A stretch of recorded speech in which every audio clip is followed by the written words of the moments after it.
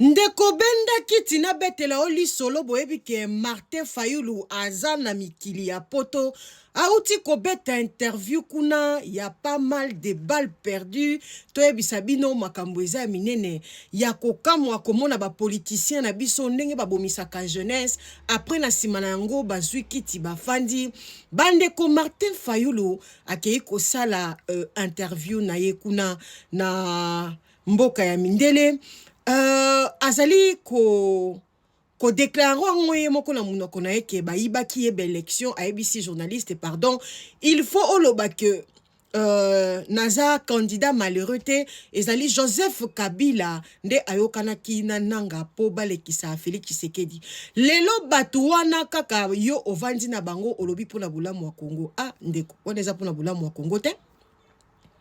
Parce que moi je comprends pas, hier Kabila était le vrai diable, oui. Parce qu'il y a des images autour comme on a Martin Fayulu, Nengaza Kobele la Kabila lobby, ce sont des monstres. Baza bilima, bazali batute. Abi comment boko vana mutuloko la Kabila? Comment boko vana na batuloko la ya bato bazali kosai la Kabila? Bino bato botanga.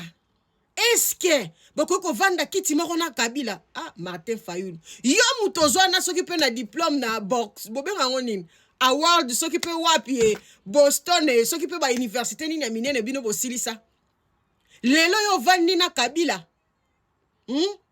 lelo Kabila comme un ange hier il était un démon bandeko yo na yebsaka mingi jeunesse omoni soko koti na politique kokufa pona un leader te parce que okoko zala sacrifice ya leader wana ba leader wana bazalaka na mitema te bango nyonso ozwi Félix Tshisekedi ozwi Kabila ozwi ba Martin Fayulu parce que soki amoni intérêt na e place wana bino nde borokende Félix aza kosala eloko te Félix aza bo batindi bino boke kuna babetini masasi bokufi bokei Thérèse Kapangala kenda batu bakenda ba parents rosi mukendi bakufa na souci ya mwana na bango aka mwana bango akei batali mwana totangisi na pasi ya koli akei ba parents bakokite ba parents balaché ba parents bakufi mais okomona ba politiciens na lobby ba ennemi ya hier aujourd'hui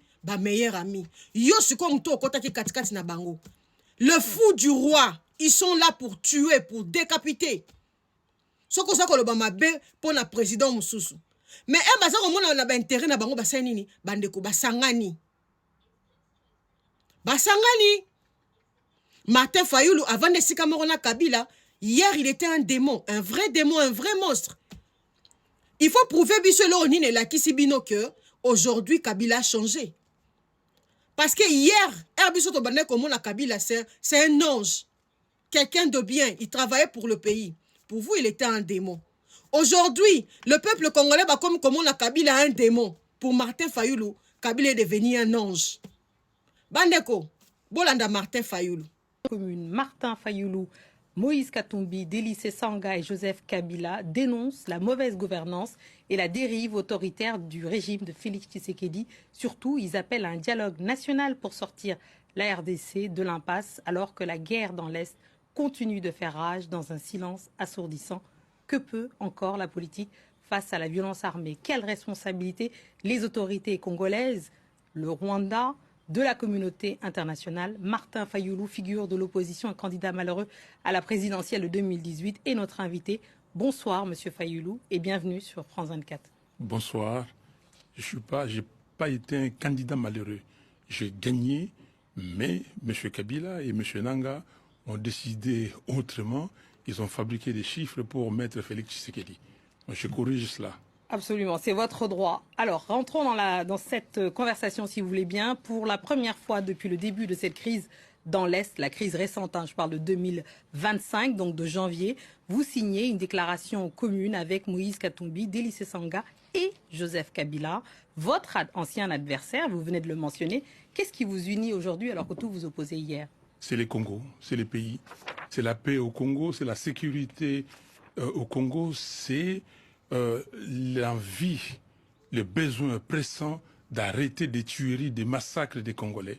Et c'est ça qui me fait signer avec Joseph Kabila, Delis Sanga, Moïse Katumbi, et demain, je pourrais signer avec Félix Tshisekedi s'il décide que nous nous mettons ensemble pour discuter, parler de la vérité, se réconcilier et à mettre en place la cohésion nationale au Congo.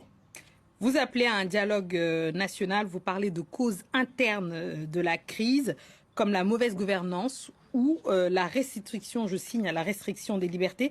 Est-ce une manière de dire que le gouvernement congolais porte une part de responsabilité dans l'enlisement de cette crise dans Une grande part de responsabilité.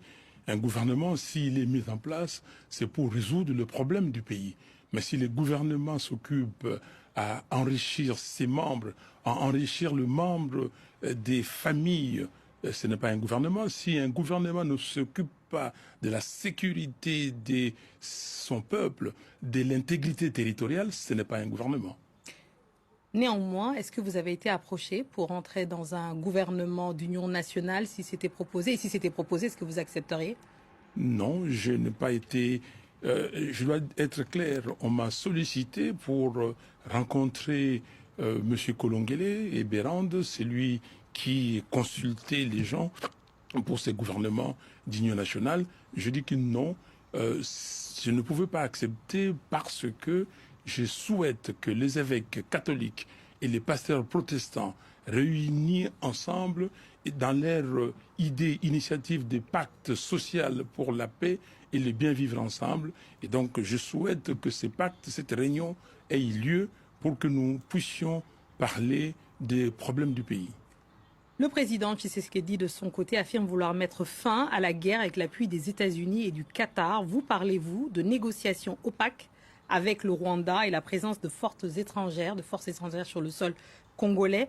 Que savez-vous exactement des accords en cours et que redoutez-vous exactement? On ne sait pas grand-chose si ce n'est la déclaration des principes que nous avons vus. Et ce que nous nous disons, c'est très clair. Toute initiative tendant à amener la paix, la sécurité en RDC et dans la région des Grands Lacs, nous sommes d'accord. Il y en a plusieurs aujourd'hui. Il y a Doha, il y a les évêques catholiques et protestants, les pasteurs protestants, il y a l'Union africaine et il y a Washington. Mais est-ce que ces initiatives ne peuvent pas se fondre en une avec tout le monde ensemble pour, sous la facilitation, le leadership des évêques et des pasteurs congolais pour qu'on trouve la solution? Kinshasa accuse de son côté Joseph Kabila d'être lié à l'Alliance Fleuve Congo, la plateforme dont fait partie le M23. Vous, Martin Fayulu, vous vous engagez aux côtés de lui dans ce communiqué. N'y a-t-il pas là une contradiction? Est-ce que vous cautionnez tout simplement ce qu'on lui reproche? Mais je n'en sais rien. Kinshasa, en tout cas, vous voulez parler de M. Félix Tshisekedi. Ils se connaissent bien, Félix Tshisekedi et Joseph Kabila. Ils ont signé des accords. Parlons de leurs accords d'abord. Moi, ce qui m'intéresse, c'est le Congo. Ce n'est pas Tartampion ou Fayulu, Tshisekedi, Kabila, Katumbi. Moi, ce qui m'intéresse, c'est le Congo. Est-ce que nous pouvons nous mettre ensemble pour parler des problèmes du Congo et trouver des solutions durables? Les évêques, qui sont des autorités morales, des autorités spirituelles, ils ont dit, mettez-vous ensemble. Si eux, ils le disent, vous voulez que moi, je me soustrais pour dire que j'élimine tel ou tel autre. Mais on m'a dit même qu'il faut discuter avec M. Nanga. Est-ce que je vais dire que non, on met M. Nanga de côté? Non, je dis tout le monde, ensemble, on se dit la vérité.